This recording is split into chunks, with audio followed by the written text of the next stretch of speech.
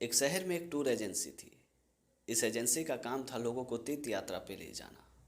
यह एजेंसी जब भी कोई तीर्थ यात्रा की प्लानिंग करता था, उसके 10 से 15 दिन पहले ये पॉम्पलेट छपवा के शहर में बांट देते थे और नीचे अपना कॉन्टैक्ट नंबर लिख देते थे। जिन्हें भी तीर्थ यात्रा में टूर करना हो, वो फ़ोन करके इस एजेंसी से कांटेक्ट करते थे और अपनी टिकट बुक कराते थे।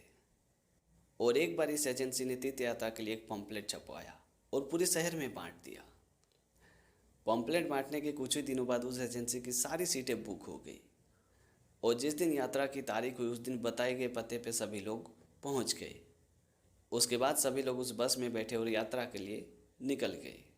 ये यात्रा करीबन 3-4 दिनों की थी। इस यात्रा में शहर के अलग अलग कोने से बहुत सारे लोगों ने भाग लिए थे और इस यात्रा का आनंद उठा रहे थे। और जब ये यात्रा पूरी हो गई तो सभी लोग उस बस में सफ़र करते हुए वापस लौट रहे थे। अभी ये बस आधे रास्ते पे पहुंचे थे कि शाम ढल गई। धीरे धीरे मौसम खराब हो गया, बारिश होने लगी, तेज आंधी आने लगी, बिजलियां कड़कड़ाने लगी। मानो मौसम ने पूरी तरह से भयंकर रूप धारण कर लिया था। इतने में एक बहुत ही भयानक बिजली बस के आगे में जाके गिरी। उस बिजली की कड़कड़ाहट देख के सभी लोग डर गए, मानो जैसे अभी अभी प्राण निकलने वाली हो। सभी लोग भगवान को याद कर रहे थे, पूरी तरह से घबरा गए थे। तभी उस बस ड्राइवर ने बस को रोक दिया और सभी लोगों से कहा कि हम में से कोई एक पापी आत्मा है, उसी की वजह से हमारे ऊपर ये सारे संकट मंडरा रहे हैं। अगर हमें इस संकट से छुटकारा पाना है तो हमें एक काम करना पड़ेगा।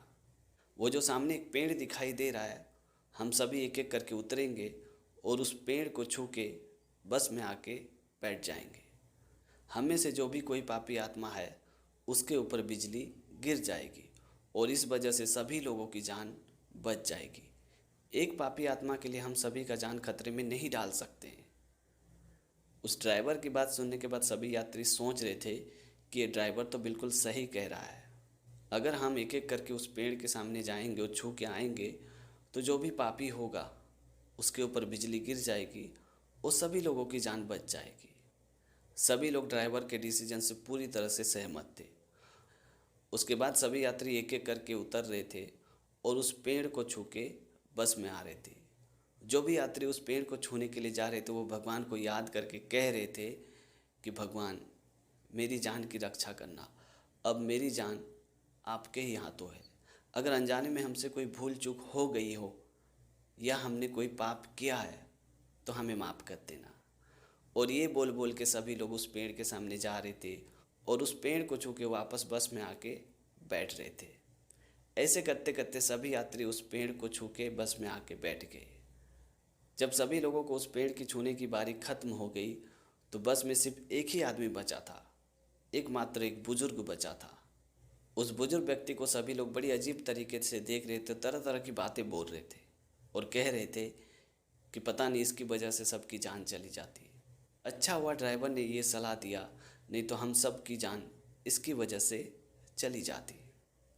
उन सभी यात्रियों की बात सुनने के बाद वो बुजुर्ग आदमी बहुत ही दुखी हो गया, बहुत ही परेशान हो गया। उसके बाद उस बुजुर्ग ने ऊपर वाले को प्रणाम किया और बस से उतर के उस पेड़ की ओर बढ़ने लगा।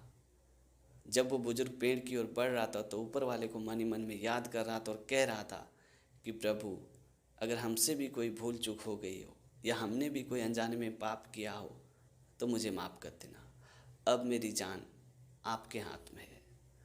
उसके बाद जब वो बुजुर्ग उस पेड़ के सामने पहुंचा और जैसे उस पेड़ को छुआ, इतने में ज़ोर से बिजली कड़की और बस में आके गिरी। ज़ोर से बिजली गिरने की वजह से पूरा बस जल के राख हो गया।